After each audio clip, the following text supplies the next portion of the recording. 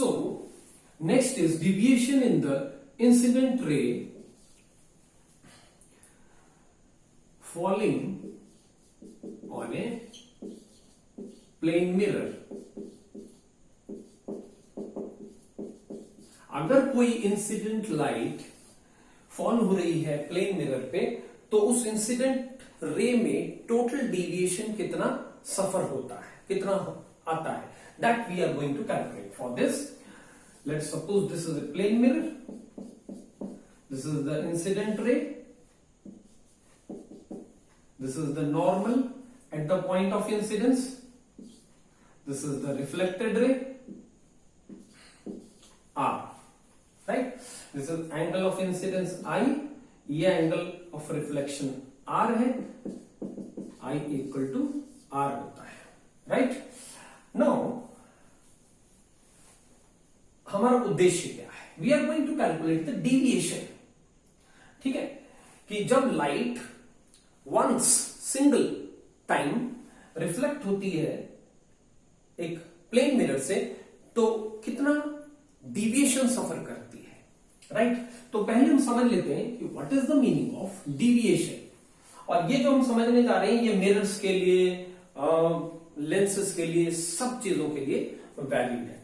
तो देखो ये इंसिडेंट रे आ रही है, अगर ये प्लेन मिरर नहीं होता तो इस इंसिडेंट लाइट का ओरिजिनल पाथ ये होता, ये सीधी चली जाती, ठीक है. This is the original path, लिख रहा हूं मैं ओरिजिनल पाथ, राइट. लेकिन यहां पे मिरर लगा हुआ है, तो इस मिरर लगने के कारण क्या हुआ कि लाइट ने अपना पाथ चेंज कर दिया और वो कुछ एंगल से अपने ओरिजिनल पाथ से डिविएट हो गई, ठीक है, डिस्ट्रैक्ट हो गई. तो इस एंगल को ही, जितने एंगल से ओरिजिनल पाथ से जितने एंगल से ये डिविएट हुई है, इसी को ही हम बोलते हैं, इस एंगल को, देखो मैं एरो इन ओरिजिनल पाथ से ले रहा हूं फाइनल रे पर, तो this angle is called the angle of deviation, delta. इसको हम डिनोट करते हैं by the letter delta, and our purpose here is to calculate this delta.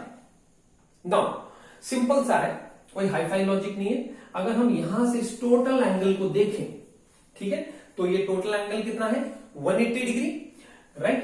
तो अगर हमें ये डेल्टा निकालना हो तो delta will be equal to, खुद ही देखो 180 डिग्री में से यदि I प्लस आर को सब्ट्रैक्ट कर दिया जाए तो वी गेट डेल्टा. तो therefore delta is equal to 180 degree minus I plus R. तो this is equal to 180 minus 2 times I, because I is equal to R. So this is the expression for the deviation suffered by the incident ray, right? When it suffers a single reflection from a plane mirror. जब एक बार reflection होता है किसी भी incident ray का, तो वो जो एंगल ऑफ डिविएशन उसमें सफर करती है, वो दैट उसमें पैदा होता है, that is given by 180 minus 2i. Clear हो गई बात अच्छी तरह से, राइट. अब कुछ इंपॉर्टेंट पॉइंट्स ले लेते हैं, इधर नोट करवाना, ठीक है. तो आप लिखो नोट, डेल्टा की वैल्यू मैक्सिमम कब होगी.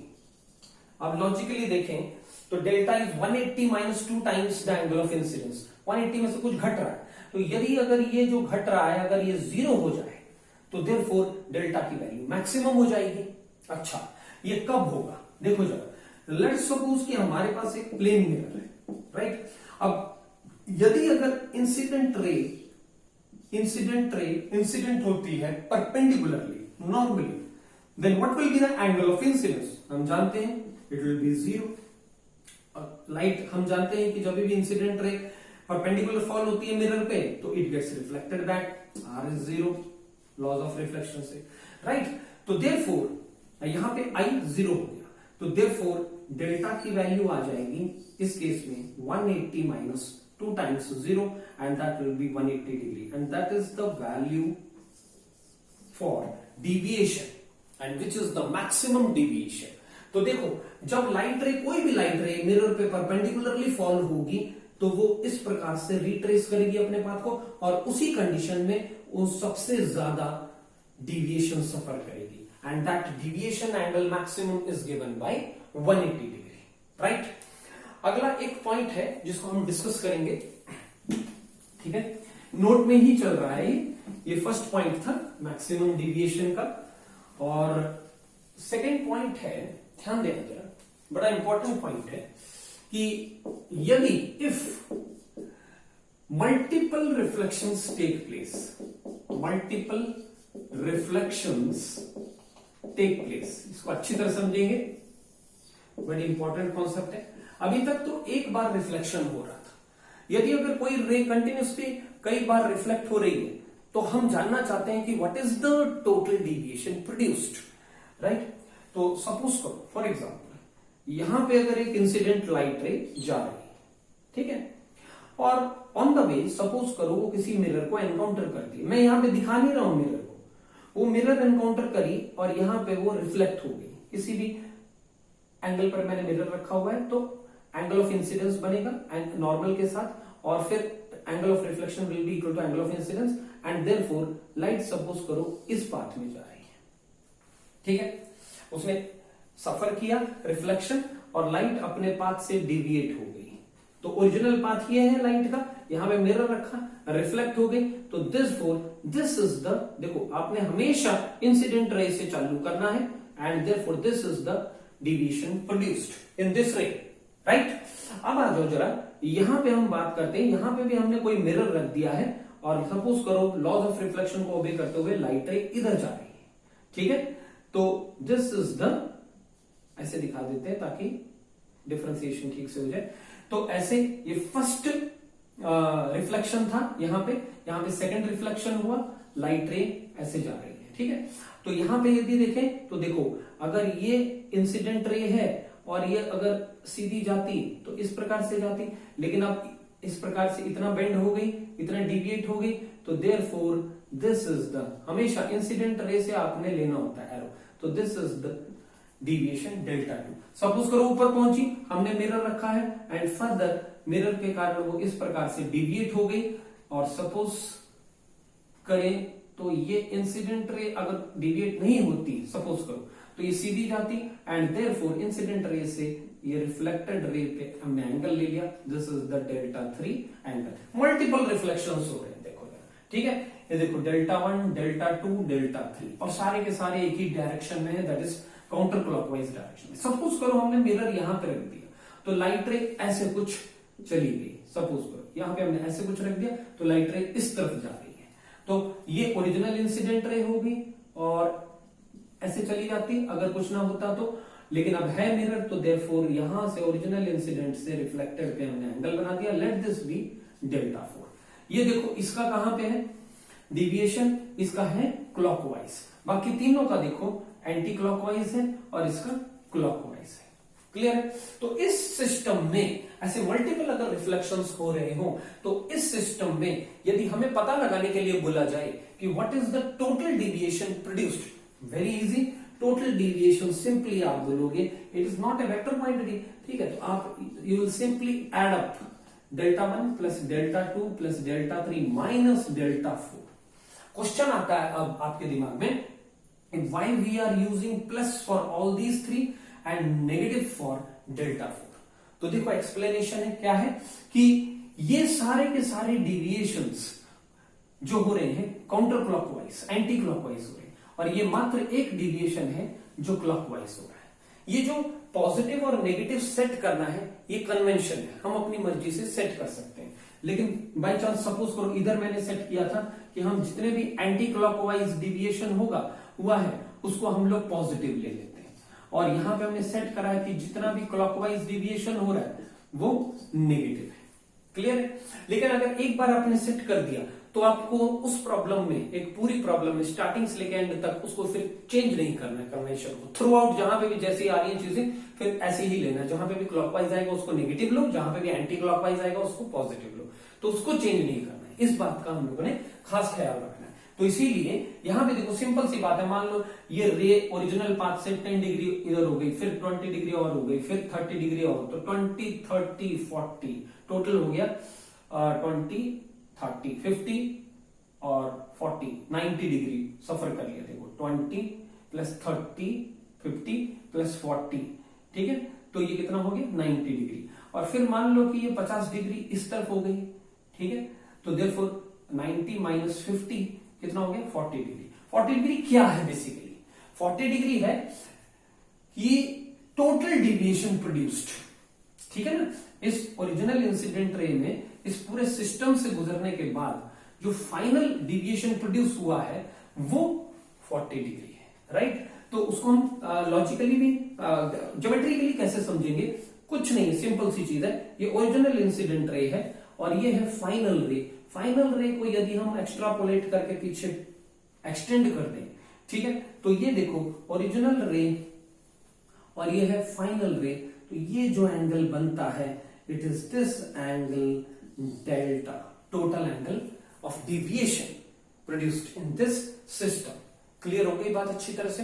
कभी भी क्वेश्चंस आ जाएं, ठीक है, टोटल डिविएशन के, तो फॉर्मूला एक सिंगल रिफ्लेक्शन का हम पढ़ चुके हैं, it is 180 minus 2 times angle of incidence. तो इंसिडेंस एंगल पता होना चाहिए, तो हम निकाल सकते हैं deviation at a single reflection, ठीक है। और अगर मल्टीपल रिफ्लेक्शंस हो तो बस यही ख्याल रखना है, आप सेट कर दो अपनी मर्जी से, एंटी एक डायरेक्शन को पॉजिटिव ले लो, एक को नेगेटिव ले लो, और फिर आप कैलकुलेट करते जाओ एंड देन एड अप कर दो सबको प्रॉपर एल्जेब्रिक साइन के साथ। And this is the method of calculating deviation, ठीक है, for multiple reflections. Next concept आती है बेटा, ये 11th है टॉपिक जो हम देखने जा रहे हैं, इंपॉर्टेंट है ये भी बहुत ज्यादा, ठीक है। Deviation produced, this is 10th topic, deviation produced by deviation produced by two inclined plane mirrors.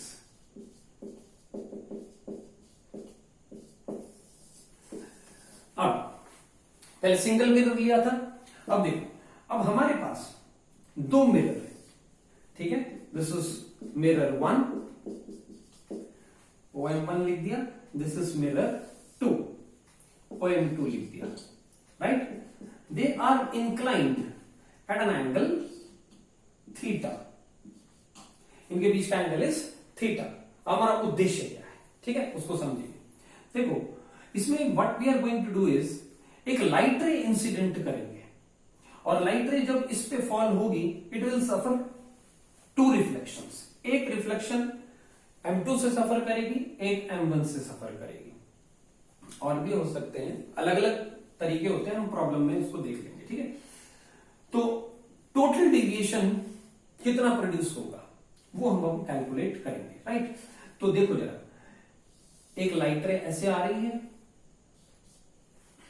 ठीक है, दिस इज द नॉर्मल, ठीक, और भी अच्छी तरह आपको समझ में आए तो मैं इस लाइट रे को थोड़ा ऐसे ले लेता हूं, ज्यादा अच्छी तरह से समझ में आएगा, और ले लो इसको नीचे की तरफ मैं कर लेता हूं, ऐसे कम एंगल दिखा देता हूं ताकि इधर मेरे को कम बनाना पड़े, तो light ray will be going like this, right.